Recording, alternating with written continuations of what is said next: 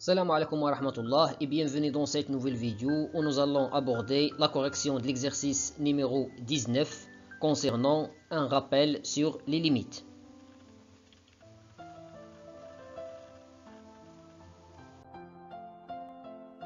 L'énoncé d'exercice. Calculer les limites suivantes. Commençons par la première limite. La limite de 3x au carré moins 2x plus 1 demi quand x tend vers 0. Tout d'abord, P est un polynôme avec A un nombre réel, alors la limite de Px quand x tend vers A égale à P de A. On va appliquer cette propriété sur notre limite. On obtient la limite de 3x au carré moins 2x plus 1 demi quand x tend vers 0 égale 3 fois 0 au carré moins 2 fois 0 plus 1 demi. J'ai remplacé x par 0.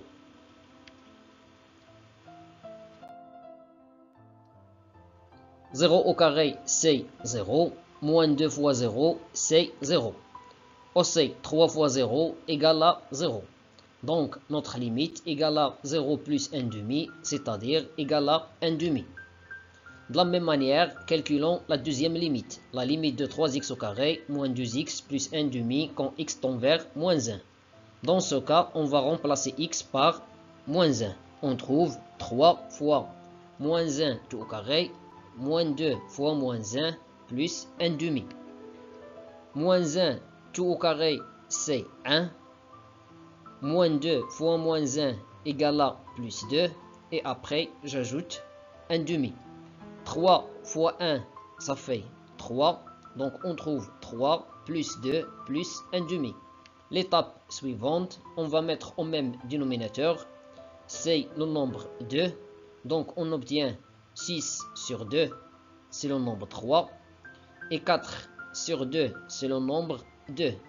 Puis, j'ajoute 1 demi. Alors, 6 plus 4 plus 1, ça fait 11.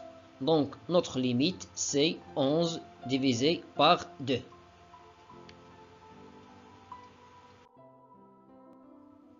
La troisième limite, la limite de 3x au carré, moins 1, tout divisé par x au cube, moins 2x quand x tend vers 1. Cette fonction, c'est une fonction rationnelle. Alors, tout d'abord, un rappel. Si on a P et Q de polynômes, avec A un nombre réel, tel que Q de A est différent de 0. Alors, la limite de Px sur Qx quand x tend vers A égale P de A sur Q de A. Ici, la limite du dénominateur est différente de 0. 1 au cube moins 2 fois 1 est différent de 0. Alors, j'applique cette propriété. La limite de 3x au carré moins 1, tout divisé par x au cube moins 2x quand x tend vers 1 égale 3 fois 1 au carré moins 1, tout divisé par 1 au cube moins 2 fois 1. J'ai remplacé x par 1. 1 au carré, c'est 1. 1 au cube, c'est 1. Moins 2 fois 1 égale à moins 2. 3 fois 1, ça fait 3. Et 1 moins 2, ça fait moins 1. 3 moins 1 égale à 2. Donc, notre limite égale à 2 divisé par moins 1, c'est-à-dire égale à moins 2. La quatrième limite, la limite de sinus x quand x tend vers P sur 2. On sait que la limite de sinus x quand x tend vers A égale à sinus A pour tout nombre réel A.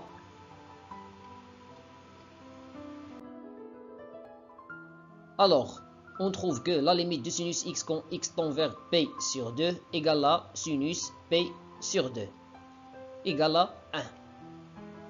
La cinquième limite, la limite de sinus x moins P sur 3 quand x tend vers P sur 2. Cette limite égale sinus P sur 2 moins P sur 3. J'ai remplacé x par P sur 2. Après, on va mettre au même dénominateur. On va multiplier le premier par 3 et le deuxième par 2. Si je multiplie le dénominateur, je dois multiplier le nominateur par la même valeur. Donc, on trouve sinus P fois 3, tout divisé par 2 fois 3, moins P fois 2, tout divisé par 3 fois 2. P fois 3, c'est 3P. 2 fois 3, égale à 6. P fois 2, ça fait 2P. 3 fois 2 égale à 6. Après, je vais utiliser une seule fraction. Alors, j'obtiens 3P moins 2P tout divisé par 6. C'est-à-dire sinus P sur 6. 3P moins 2P égale à P.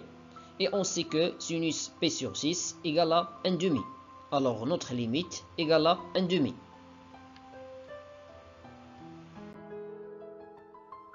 La limite suivante, la limite de cosinus x quand x tend vers 2p sur 3. Un petit rappel, soit à un nombre réel, on a la limite de cosinus x quand x tend vers a égale à cosinus a. Appliquons cette propriété. Alors, on obtient la limite de cosinus x quand x tend vers 2p sur 3 égale cosinus de p sur 3. Et on sait que 2p sur 3 égale à 3p moins p tout divisé par 3. Alors, je décompose cette fraction, j'obtiens 3p sur 3 moins p sur 3. Ici, je simplifie par 3, alors j'obtiens cosinus p moins p sur 3 égale à moins cosinus p sur 3. Et on sait que cosinus p sur 3 égale à 1,5. Alors notre limite égale à moins 1,5. La limite l'avant-dernière, calculons la limite de cosinus de p sur 3 moins x quand x tend vers p sur 6. On a la limite de cosinus de p sur 3 moins x quand x tend vers p sur 6 égale cosinus de p sur 3 moins p sur 6. J'ai remplacé x par p sur 3.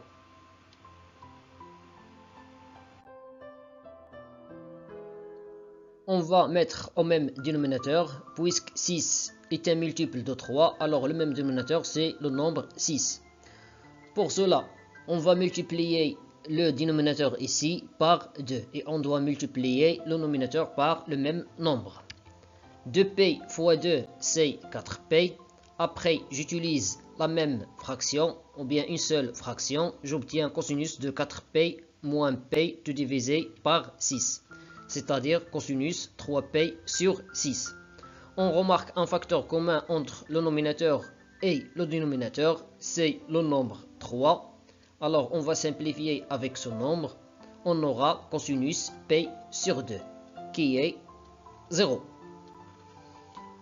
Donc notre limite, c'est-à-dire la limite de cosinus de p sur 3 moins x quand x tend vers p sur 6, égale à 0.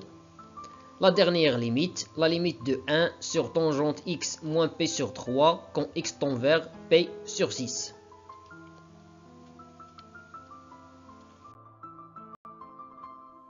Un petit rappel, CA est un nombre réel différent de p sur 2 plus kp avec k un entier relatif. Alors, la limite de tangente x quand x tend vers a égale à tangente a. On a la limite de 1 sur tangente x moins p sur 3 quand x tend vers p sur 6 égale 1 sur tangente p sur 6 moins p sur 3. Je remplace x par p sur 6. Puisque 6 est un multiple de 3, alors le même dénominateur c'est le nombre 6. Je multiplie le deuxième dénominateur par 2. Alors je dois multiplier le deuxième nominateur par 2. P fois 2 c'est 2p et 3 fois 2 c'est 6. Ici j'utilise une seule fraction, j'obtiens p moins 2p tout divisé par 6. C'est-à-dire notre limite égale 1 sur tangente moins p sur 6. La fonction tangente est une fonction impaire, donc cette limite égale 1 sur moins tangente p sur 6. Et on sait que tangente p sur 6 égale à racine 3 sur 2. Alors, l'inverse de moins racine 3 sur 2, c'est moins 2 sur racine 3. D'où la limite de 1 sur tangente x moins p sur 3 quand x tend vers p sur 6 égale à moins 2 sur racine carrée de 3. C'est tout pour cette vidéo, merci et à bientôt.